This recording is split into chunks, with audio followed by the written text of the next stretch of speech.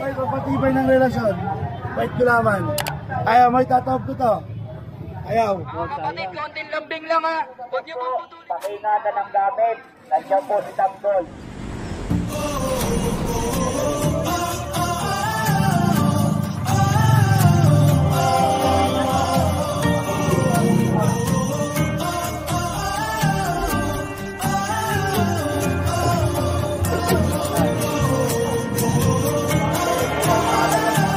Tayo.